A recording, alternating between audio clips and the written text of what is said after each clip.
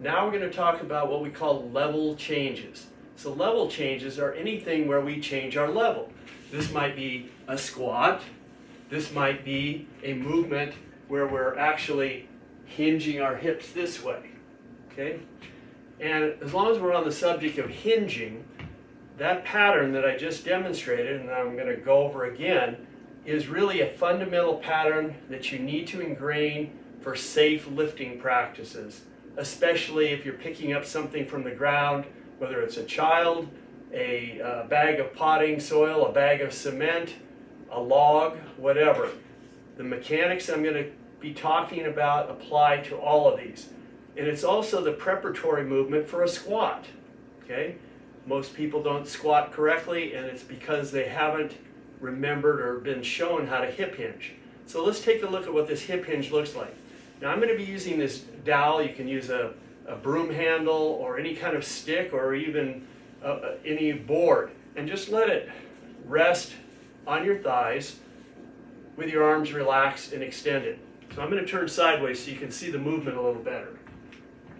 So with my feet hip to shoulder width apart, the dowel is here. I'm going to keep that dowel in contact with my thighs all the way down. So I'm standing up and I start to hinge my hips by pushing my hips back, back, back, back, back, back. Notice my neck is what we call neutral. I'm looking out here. The biggest mistake I see with this movement in the gym or other practices is people are looking up. Look at the strain on my neck. Okay? You can probably feel that from watching. It strains your neck.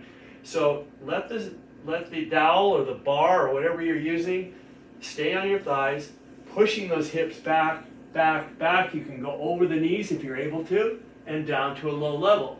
But my back is in this neutral position. And what I mean by that specifically is, if you look at me right now, that dowel is in contact with my tailbone, between my shoulder blades, and the back of my head. And it stays in that position. This is a great way to practice hinging your hips and keeping what we call a flat back. We never want to bend over in this rounded position. I'm sure some of you have done this and paid the price. So we want to be safe when we're lifting. And having a flat back, neutral neck is critical. When I say neutral neck, you can even put a tennis ball under your chin. It's a little extreme, but it works. So I've got the ball here and I'm coming down. Or think of it as a double chin. Tuck your chin back and down. And if I stay in that position, I'm moving and hinging. Okay?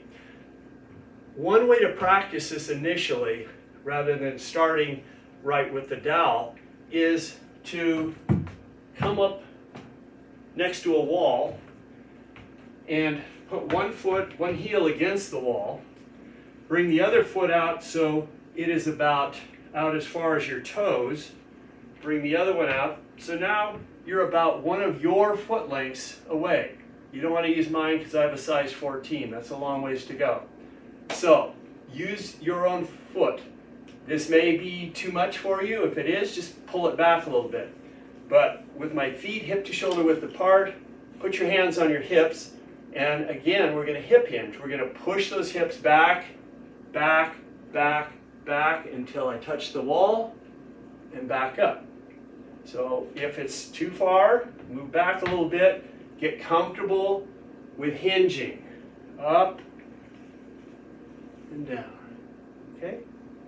So that is the hip hinge.